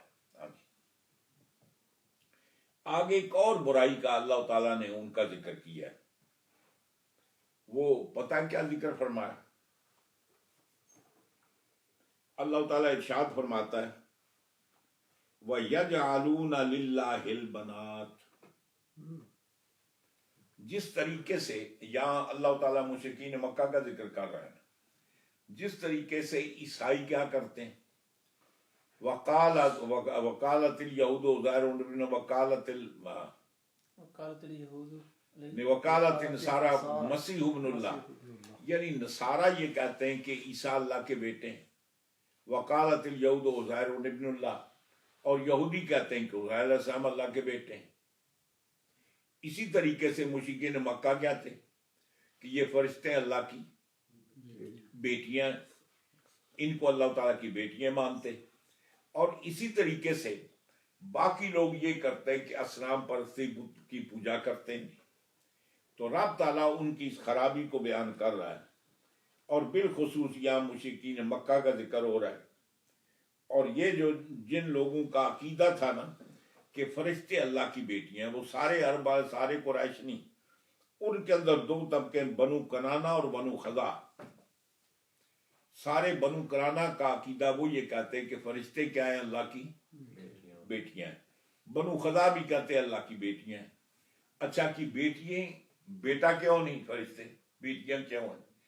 اس کی وجہ یہ ہے کہ ایک تو مؤنث کے صیغے ان کے لیے استعمال ہوتے ہیں، نمبر دو جیسے عورت پردے میں ہوتی ہے، نساء جو ہوتی ہیں عورتیں ہوتی ہیں پردہ کرتی ہیں، حجاب کرتی ہیں، فرشتے بھی چونکہ نظر نہیں آتے اس لیے وہ ضرور وہ جو سامنے آنے سے ڈرتے ہیں جناب، شرماتے ہیں، اس لیے وہ عورتیں ہی ہو سکتی ہیں۔ ہاں جی، وہ جو پردہ کرتے نہ نظر نہیں آتے، تو فرمایا کہ وہ بھی عورتیں ہی ہو سکتی ہیں۔ تو اس بنیاد پر یہ بنو کنانہ اور بنو خزاع یہ کہتے کہ فرشتے کیا ہیں؟ یہ اللہ کی بیٹیاں ہیں۔ رب تعالیٰ فرماتا ہے وَيَجْعَلُونَ لِلَّهِ الْبَنَاتِ، اور وہ اختیار کرتے ہیں، یعنی یجعلون کے معنی اختیار کرنا، یعنی اللہ تعالیٰ کے لیے بیٹیاں اختیار کرتے ہیں، اور اپنے لیے بیٹے۔ فرمایا یقولون بقولہم، یعنی مشرکین مکہ کیا کہتے؟ الملائکۃ بنات اللہ، فرشتے کیا ہیں؟ یہ اللہ کی بیٹیاں ہیں۔ آگے اللہ تعالیٰ ارشاد فرماتا ہے سبحانہ، اللہ تعالیٰ اس سے پاک ہے، اللہ کو نہ بیٹے کی ضرورت ہے، نہ بیٹی کی ضرورت ہے، نہ کسی اور کی ضرورت ہے۔ وہ تو لم یلد ولم یولد ولم یکن لہ کفوا احد، نہ وہ کسی کا باپ ہے نہ کسی کا بیٹا ہے، نہ اس کی کوئی بیوی ہے نہ اس کا کوئی قبیلے والا ہے۔ تو فرمایا سبحانہ، اللہ تعالیٰ پاک ہے، تنزیہا لہ عما زعموا، یعنی اللہ اس سے بہت پاک ہے کہ جس کا وہ گمان کرتے ہیں، زعم کرتے ہیں کہ فرشتے اللہ کی بیٹی ہیں، اللہ تعالیٰ اس سے پاک ہے۔ اور آگے اللہ تعالیٰ فرماتا ہے، ذرا یہ بھی غور کریں، یعنی وَيَجْعَلُونَ لِلَّهِ الْبَنَاتِ، اللہ کے لیے بیٹیاں کہتے ہیں، وَلَهُمْ مَا يَشْتَهُونَ، اور ان کے لیے بیٹے ہیں، یعنی مطلب یہ ہے کہ وہ جو اپنے لیے وہ ہے جو پسند کرتے ہیں، اپنے لیے بیٹیاں پسند نہیں کرتے بلکہ بیٹے پسند کرتے ہیں۔ یہ عجیب۔ اور ایک اور جو سورہ نجم میں اللہ تعالیٰ فرماتا ہے اذن قسمت دیزا، وہ یہ کتنی بری تقسیم ہے کہ اللہ کے لیے جو پوری کائنات کا خالق ہے اس کے لیے بیٹی ہیں اور تمہارے لیے بیٹے۔ पंजाबी माना करो कितनी पहली तकसीम है, यानी अल्लाह के लिए बेटियां और तुम्हारे लिए बेटे। तो अल्लाह ताला वालाहुम मा यश्ताहून, उनके अपने लिए बेटे पसंदीदा है, यानी यल बनूना, यानी मतलब वो क्या चाहते हैं, अपने लिए बेटी नहीं चाहते बल्कि अपने लिए बेटे चाहते हैं। वाल जुमला तो फी महल रफे जी, ये फरमाया कि वाला हुम मा यश्ताऊन, ये जो जुमला है ना, और आम तौर पर कायदा ये है, ज़रूशी पड़ी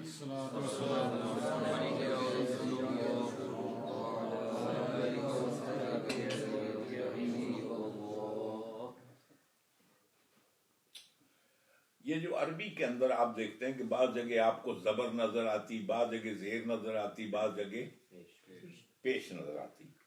ये ज़बर और ज़ेर जो है ना, ये इसके आराब हैं, उनके पीछे कोई इसम होगा या फेल होगा या हरफ होगा, जिसकी वजह से आगे जो इसम आया उस पर या ज़बर होगी या ज़ेर होगी जनाब। इसी तरीके से फेल है, फेल के आखिर में भी अगर उसमें ये हो कि ज़बर हो या साकिन हो, तो इसका मतलब पीछे उसके कोई अमल करने वाला आमिल मौजूद है। और अगर कोई आमिल मौजूद ना हो तो फिर रफा होता है, पेश होती है जी, फिर उस लफ्ज पर पेश, जैसे हम पढ़ते हैं अल्हम्दु,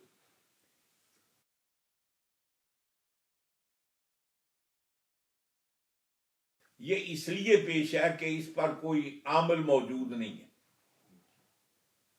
अब आगे पढ़ते हैं अल्हम्दुलिल्लाह, ये जो लिल्ला अल्लाह के नीचे जो हम जेर पढ़ रहे हैं ना, ये शुरू में लाम की वजह से, ये उसके बाद उस पर लाम ने अमल किया, जेर दिया अल्लाह को। फिर आगे फरमाया रब्बिल आलमीन, ये जो रब के नीचे जेर है ये इसलिए ये अल्लाह की सिफत है, सिफत मौसूफ का इराब एक होता है। तो इसी तरीके से अगर पेश हो शुरू में तो वो यूं समझिए कि नया जुमला होता है, और जब बिगिनिंग से कोई शुरू हो तो उसके महल्ले अराब नहीं होता जी, उस पर उसकी जो रफा आती वो किसी अराब की वजह से नहीं आती, या शुरू में जो भी आए, चाहे वो फेल हो, चाहे वो इसम हो, हरफ हो, कसे बाशत, जो अरबी में जुमले के इब्तिदा में आए वो उसका कोई महल अराब का नहीं होता, उस पर कोई आमिल नहीं होता। तो ये फरमाते हैं कि अयल बनून वाल जुमला तो फी महल रफिन, ये जो लाहुम है ना, ये जुमला महल रफा में है, इस पर कोई आमल नहीं है। या तो ये है यानी वाला हुम मश्ताउन, यानी जुमला है, जुमला मुस्तानफा है, इस पर कोई महल अराब नहीं है। और नो से बाब यजालू, या फिर ये महल नसब के अंदर है, ये यजालून के अंदर, यजालून यजालून लिल्लाहिल बनात व यजालून लहुम मा यश्ताऊन। तो यहां ये इसका फाज यजालून माजूफ है तो इसका नसब देगा जी। माना यह है कि यजालून लहुल बनात, यानी अल्लाह ताला के लिए वो बेटियां इख्तियार करते हैं, अल्लाह ती यकरऊनहा, यकरऊनहा यानी जबकि खुद वो बेटियों को पसंद नहीं करते जी, खुद उनके लिए बेटियां पसंद नहीं है, अल्लाह के लिए बेटियां इख्तियार करते हैं। आगे फरमाया कि हुआ मुनज़्ज़अ अनिल वलद, अल्लाह ताला तो बेटियों से भी पाक है जी, ये जरूरी नहीं कि तुम अल्लाह की बेटियों के बजाय बेटे मानो, नहीं, अल्लाह ताला फरमाता है मुझे बेटियों की जरूरत है ना, बेटियों की जो पाक है इससे। व यजअलूना लहुम, और वो अपने लिए क्या करते हैं, बेटे इख्तियार करते हैं, अल्लाह दिन यख्तारूनहा, जो अपने बेटों को वो अपने लिए बेटे इख्तियार करते हैं। फयख्ता से मुहाजिर, فَيَخْتَصُّونَ بِالْأَسْنَامِ، اور اپنے لیے جو اعلیٰ ہے نا وہ مخصوص کرتے ہیں.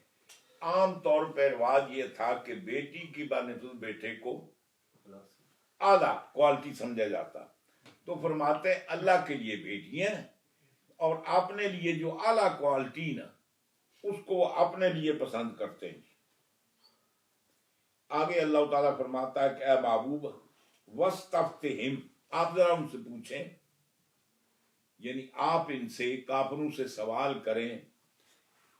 آل رب کل بنات، ان سے پوچھیں کہ کیا آپ کے رب کے لیے بیٹیاں ہیں، وَلَهُمُ الْبَنُونَ، اور ان کے لیے بیٹے. ان سے پوچھیں اپنے لیے تمہاری بیٹے ہیں اور اللہ تعالیٰ کے لیے بیٹیاں ہیں. یعنی اللہ تعالیٰ یہ ان کی شرک کی قسم کو بیان کر رہا ہے. آگے اللہ تعالیٰ ارشاد فرماتا ہے،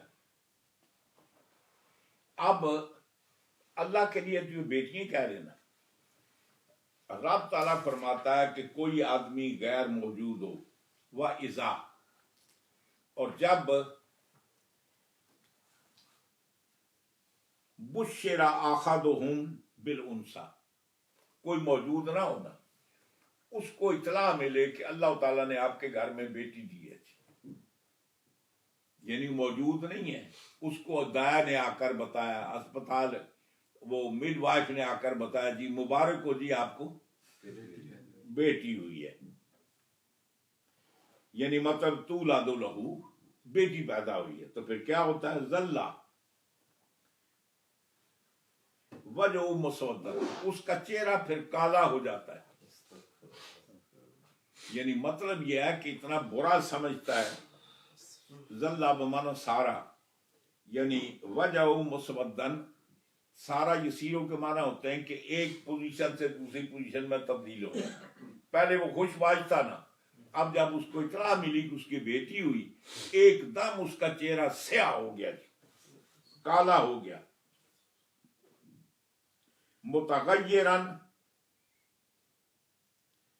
فرمایا کہ بالکل اس کا چہرہ متغیر ہو گیا، اور تغیر مختمن، اور ایسے بدلا کہ سخت جیسے اوپر مصیبت کا پہاڑ ٹوٹا ہو، بڑا غمگین ہو گیا ہو، غم کی دنیا چھا گئی اس پر.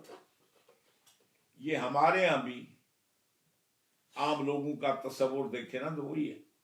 ہاں جی. آگے اللہ تعالیٰ ارشاد فرماتا ہے کہ وَهُوَ قَزِيمٌ، یعنی یہ کیفیت ہوتی ہے کہ وہ گویا کہ غم کا پہاڑ اس پر ٹوٹ پڑا جی. اس کو یہ خبر ملی کہ اللہ نے اس کو بیٹی دی ہے، تو گویا کہ اس پر غم کا پہاڑ گر پڑا ہے، بڑا پریشان ہو گیا جی. ہوا قزیم، فرمایا کہ ممتلئ غمًا، غم سے اس کا دل بھر گیا جناب. فَكَيْفَ تَنْسِبُ الْبَنَاتُ إِلَيْهِ، کیسے وہ لوگوں کو بتائے کہ اس کے گھر بیٹی ہوئی ہے. اللہ تعالیٰ فرماتا ہے کہ اب ذرا غور کرو، تمہیں یہ پتا چلے، بشارت ملے کہ تمہارے یہاں بیٹی ہوئی ہے، تمہارے چہرے کا رنگ سیاہ ہو جاتا ہے. اور وَكَيْفَ تُنْسِبُ الْبَنَاتُ إِلَيْهِ تعالیٰ، اب اللہ کی طرف تم بیٹی کیسے منسوب کر رہے ہو؟ بس تمہیں بتایا جائے کہ تمہارے بیٹی ہوئی تو تمہارا چہرہ کالا سیاہ ہو جاتا ہے، بالکل غم کے اندر ڈوب جاتے ہو، اور اللہ کے لیے تم بڑے خوشی کے ساتھ کہتے ہو فرشتے اس کی بیٹیاں.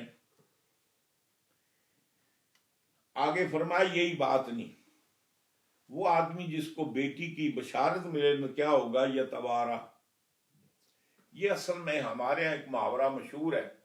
ہم کہتے ہیں کہ اچھی خبر ہو تو اس کو کیا کہتے ہیں؟ بشارت کہتے ہیں. عربی کے اندر اچھی ہو یا بری ہو دونوں کو بشارت کہتے ہیں. بشارت کا مادہ اشتقاق ہے بشرا، بشرا کہتے ہیں چہرے کو.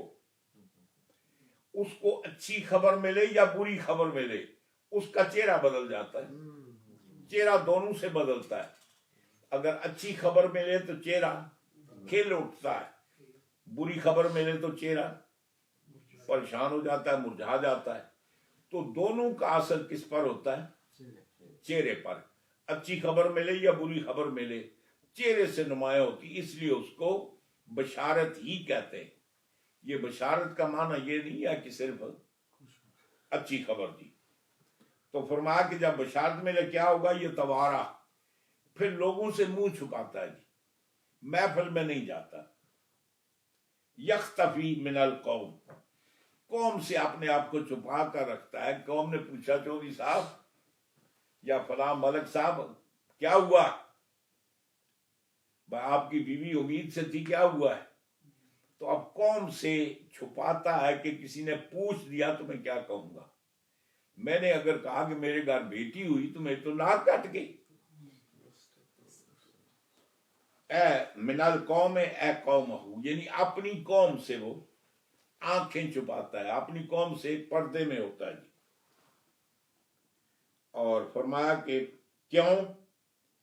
من سوء ما بشر بہ، اس چیز کی برائی سے کہ جس کی اس کو بشارت دی گئی ہے۔ وہ کیوں چھپتا ہے جی؟ کہ اس کو یہ بشارت دی گئی کہ تیرے گھر میں بیٹی پیدا ہوئی ہے، تو بیٹی کی وجہ سے لوگوں سے اپنا منہ چھپاتا ہے۔ خوفاً، اس خوف سے، من التعییر، یعنی غیرت کی وجہ سے، آر کی وجہ سے، شرمندگی کی وجہ سے، متردداً فیما یفعل بہ، وہ کیا کرے؟ یعنی متردد ہوتا ہے کہ قوم جب مجھ سے پوچھے گی کہ آپ کے جناب گھر میں بیٹی، تو میں کیا کہوں گا، کیا جواب دوں گا؟ اس لیے بہتر یہ ہے کہ قوم کے سامنے جانا ہی نہیں چاہیے۔ یہ تو اللہ تعالیٰ مشرکین مکہ کی صرف بیان کر رہا ہے نا۔ آپ ذرا غور کریں، سب نہیں، ہمارے یہاں بھی اکثر بیشتر ایسے ہے کہ جب کسی کے ہاں اگر بیٹا پیدا ہو تو لوگوں کو مٹھائی کھلاتے ہیں جی، پڑوسیوں کو مٹھائی دیتے ہیں جی۔ اے جناب کس چیز کی مٹھائی؟ وہ جی اللہ تعالیٰ نے پتر دیتا ہے جی۔ کبھی بیٹی کی پیدائش پر بھی مٹھائی دی؟ کیا وہ اللہ کی مخلوق نہیں ہے؟ دوسری بات یہ ہے کہ بیٹا پیدا ہونا یا بیٹی پیدا ہونا، اس نے نہ مرد کا قصور ہے نہ بیوی کا، وہ تو رب تعالیٰ فرماتا ہے۔ اللہ جس کو چاہتا ہے بیٹے عطا کرتا ہے، جس کو چاہتا ہے بیٹی عطا کرتا ہے، اور اللہ تعالیٰ جس کو چاہتا ہے اس کو عقیم بانجھ کر دیتا ہے، نہ بیٹا دیتا ہے نہ بیٹی دیتا ہے۔ یہ تو اللہ کی سنت ہے۔ وَيَهَابُ لِمَن يَشَاءُ، اللہ تعالیٰ جس کو چاہتا ہے وہ مطلب بیٹی دیتا ہے، جس کو چاہتا ہے بیٹا دیتا ہے، اور جس کو چاہتا ہے اللہ عقیم بانجھ کر دیتا ہے، نہ بیٹا ملتا ہے نہ بیٹی ملتی ہے۔ تو یہ کام تو اللہ کا ہے۔ اب بعض جیسے ہم نے دیکھا کہ ہندوؤں کے ہاں، ہمارے ہاں بھی اگر ایک دو لگاتار بیٹیاں ہوں تو خاوند بیوی کو طلاق دے دیتے ہیں جی، ہر بار بیٹی جنتی ہے۔ وہ بھائی اس کو اس کا قصور کیا ہے؟ یہ تو نظام الہی ہے۔ وہ بیٹی ہوئی تو تیرے قصور کی وجہ سے نا۔ حضور نے یہ بہت پہلے بتا دیا تھا کہ حضور سے پوچھا گیا یا رسول اللہ، کبھی بیٹا ہوتا ہے کبھی بیٹی ہوتی ہے، کبھی بیٹی اولاد باپ کی شکل پر ہوتی، کبھی ماں کی شکل پر ہوتی۔ حضور اکرم صلی اللہ علیہ وسلم نے فرمایا کہ کبھی ایسے ہوتا ہے کہ باپ کا مادہ غالب ہوتا ہے تو بیٹا ہوتا ہے، بیٹی کا مادہ غالب ہوتا ہے تو بیوی کا تو بیٹی ہوتی ہے، اور کبھی پھر اس کی شباہت باپ پر ہوتی کبھی ماں پر ہوتی ہے۔ یہ تو ایک نظام قدرت ہے جی، اس میں اس عورت کا کیا قصور جناب؟ تو رب تعالیٰ ارشاد فرماتا ہے کہ اگر بیٹی ہو تو اپنا منہ چھپاتے ہیں، من سوء ما بشر بہ، اس کی برائی کی وجہ سے جو بشارت دی گئی میں تیرے یہاں بیٹی، تو لوگوں کو منہ کیسے دکھاؤں گا؟ خوفاً، آنی آگے فرمایا کہ آگے اب جب بیٹی تو ہو گئی نا، اب اس نے دو کام کرنے، ایم سے کہوں، یا تو بیٹی کو زندہ چھوڑ دے گا، یا تو روکو بلا قتل، جیسے عرب میں رواج ہے یا تو یہ ہوگا کہ بیٹی کو قتل نہیں کرے گا، لیکن کیسے؟ الہون، ہر وقت پریشان رہے گا، دکھ غم طاری رہے گا، یہ بیٹی کیسے ہوگی، میں کیا کروں گا جناب۔ فرما ہوان و ذل، وہ اپنے آپ کو ذلیل سمجھے گا، میں تو بالکل ناک کٹ گئی، لوگوں منہ کیسے دکھاؤں، میں تو بیٹی ہوگی۔ یا تو زندہ رکھے گا، اور یا کیا کرے گا، اور یا دسہ فی التراب، یا پھر اس کو مٹی میں دبا دے گا۔ بے ان یعلہ، یعنی مطلب یہ ہے کہ اس کو زندہ درگور کر دے گا۔ تو کیا ہوگا؟ الا ساء ما یحکمون، اللہ تعالیٰ فرماتا ہے یہ کتنا برا کام ہے، فیصلہ ہے کہ جس کو یہ لوگ اختیار کرتے ہیں کہ بیٹی کے آنے کو منحوس سمجھتے ہیں، بیٹیاں پیدا ہوتی ہیں ان کو زندہ درگور کرتے ہیں، یہ ساری باتیں کرتے ہیں۔ فرمایا کہ کتنا ان کا برا وہ ہے، اس لیے کہ پہلی بات تو وہ آگے آتا ہے، وہ انشاءاللہ نیکسٹ اس میں عرض کریں گے۔ حضور جس ماحول میں تشریف لائے وہ ماحول یہ تھا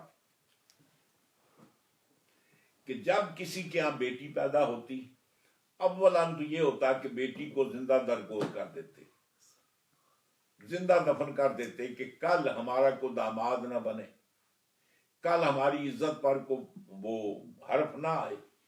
عام طور پہ انسان کی اگر عزت بربادی ہوتی ہے تو وہ زیادہ آدمی منحوس سمجھتا ہے بیٹیوں کی طرف سے۔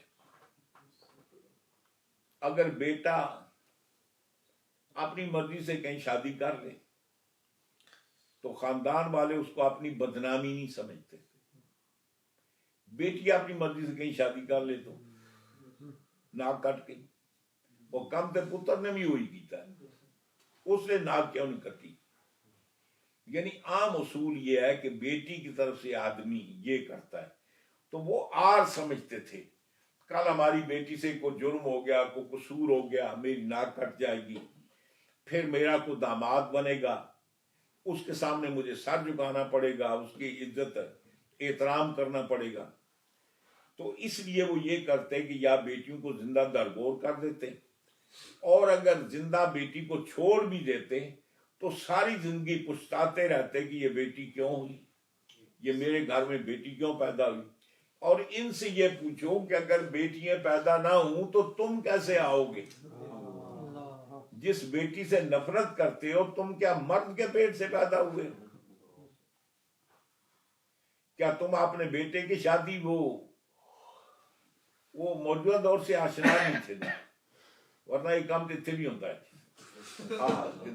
کڑی نہ ملی تو نہ تھی۔ اچھا جی، بارہ تو وہ اللہ تعالیٰ فرما رہا ہے کہ مطلب اگر بیٹیاں نہ ہوتی تو تم بیٹوں کو کس سے بیاتے، تمہاری نسل کیسے بڑھتی؟ وہ یہاں شادی تو کر سکتے ہیں پر نسل یہاں میں نہیں بڑھا سکتے۔ ہاں جی، تو عرض کرنے کا معنی یہ ہے کہ اللہ تعالیٰ فرماتا ہے کہ اگر تم نے بیٹی کو چھوڑ دیا تو پریشان رہیں گے، یا اس کو زندہ درگور کر دیں گے۔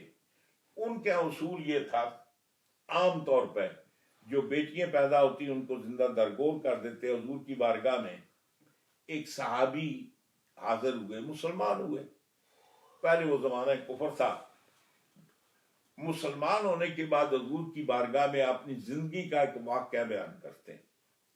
وہ صحابی رسول واقعہ بیان یہ کرتے ہیں کہ میں کہیں تجارت کے لیے گیا، میری بیوی امید سے تھی، میں نے بیوی سے یہ وصیت کی کہ اگر بیٹی ہوئی تو اس کو مار دینا، مطلب ہے اس کو قتل کر دینا، مار دینا، اگر بیٹا ہوا تو اس کو زندہ رکھنا۔ چنانچہ اتفاق سے وہ گیا، اس کی غیر موجودگی میں بیٹی پیدا ہوئی۔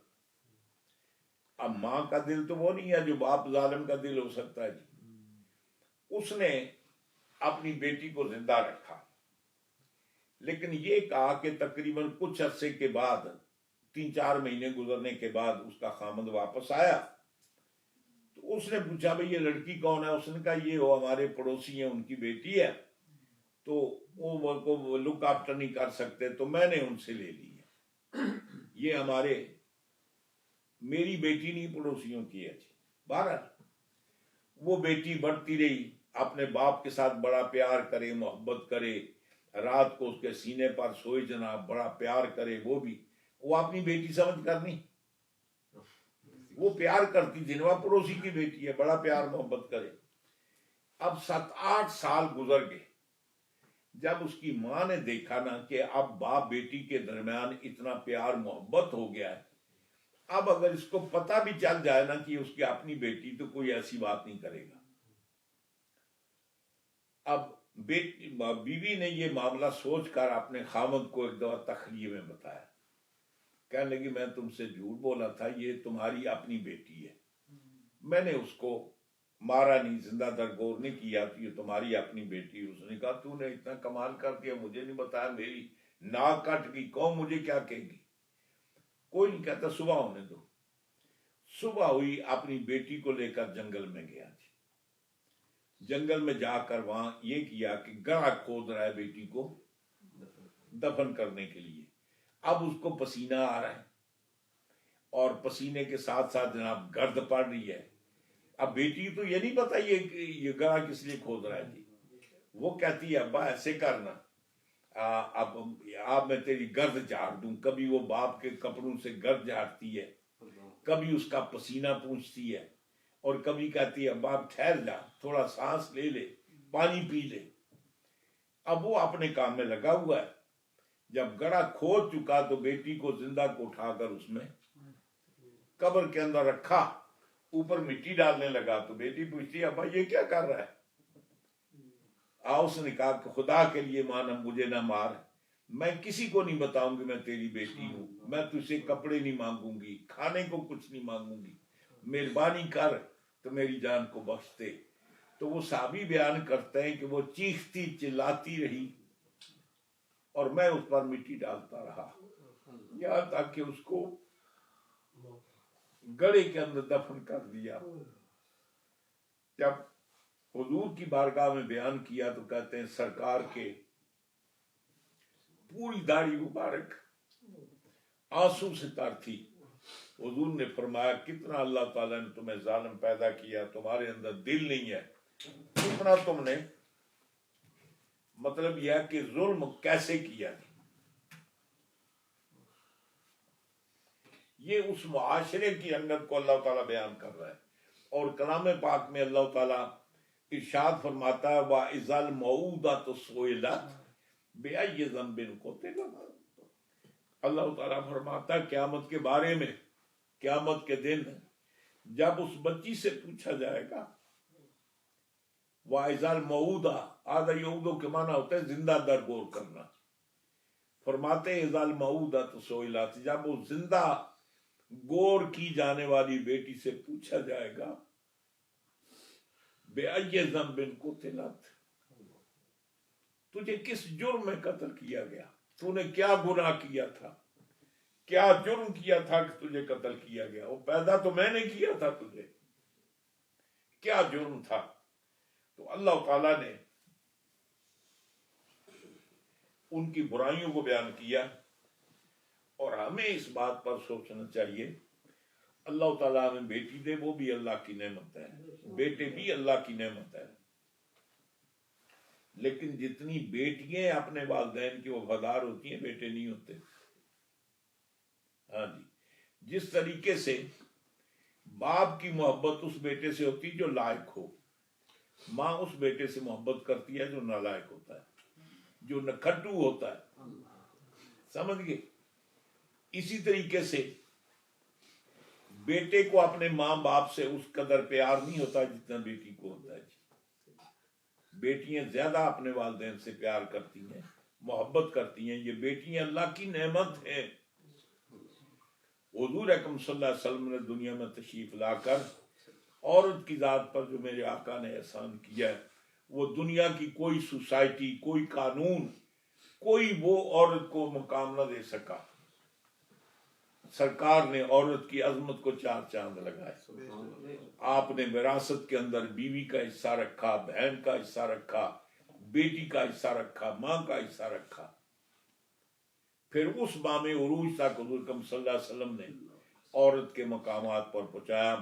حضور فرماتے ہیں تمہیں نہیں پتا کہ عورت کتنی بڑی نعمت ہے. جب بیٹی اپنے باپ کے گھر میں آتی ہے تو اللہ کی رحمت لے کر آتی ہے. بیٹی جب پیدا ہوتی تو اللہ کی رحمت بن کر آتی ہے, اور جب وہ شوہر کے گھر میں جاتی ہے اس کا نصف ایمان بن کر جاتی ہے. جب اس کے ہاں اولاد ہوتی ہے تو اولاد کے لیے اس کے پاؤں کے نیچے جنت ہوتی ہے. جب بہن ہوتی ہے تو جتنا اس کو اپنے بھائی سے پیار ہوتا ہے اتنے بھائی کو نہیں ہو سکتا. بلکہ بیٹیوں کی پیدائش پر خوشی منانی چاہیے کہ اللہ نے ہمارے گھر میں رحمت بھیجی ہے. یہ سرکار کی تعلیم ہے, حضور نے بتایا. اور حضور فرماتے ہیں کہ بیٹوں کی بنسبت بیٹیوں سے زیادہ پیار کیا کرو, اس لیے کہ یہ چند عرصے کی تمہارے گھر میں مہمان ہیں. نہ جانے اگلے گھر میں سکون ملے یا نہ ملے, کم از کم وہ اپنے والدین کے گھر کے سکون کو یاد کر لیں گی. کم از کم باپ کے گھر میں تو بادشاہی کی ہے. اگر یہاں بھی نفرت کی نگاہ سے دیکھا گیا, بیٹوں کو ترجیح دی گئی, تو پھر کہے گی میری بدقسمتی, نہ ماں باپ کے گھر میں سکھ ملا نہ شوہر کے گھر میں سکھ ملا. حضور فرماتے بیٹیوں کی اچھی تربیت کرو اور بیٹیوں کو بیٹوں پر ترجیح دیا کرو. اور ایک ہمارے یہاں وہ بات ہے, ہم کبھی کبھی ایسے ہوتا ہے کہ پیار میں بیٹی کو کیسے پکارتے ہیں, بیٹا, یعنی اس کے تاثر یہ دیتے ہیں کہ میرے نزدیک جو بیٹے کا مقام ہے وہ بیٹی کا نہیں ہے. تو اس کو بیٹی کیا کر پکارو نا, بیٹا کیوں کہتے ہیں؟ اس کو احساس کمتری دکھانا چاہتے ہیں. بہت بڑی اللہ کی نعمت ہے یہ, اللہ تعالیٰ دنیا میں بھیجتا ہے. بیٹیاں بھی اللہ تعالیٰ کی مخلوق ہیں, بیٹے بھی اللہ کی مخلوق ہیں, اللہ کی نعمت ہیں.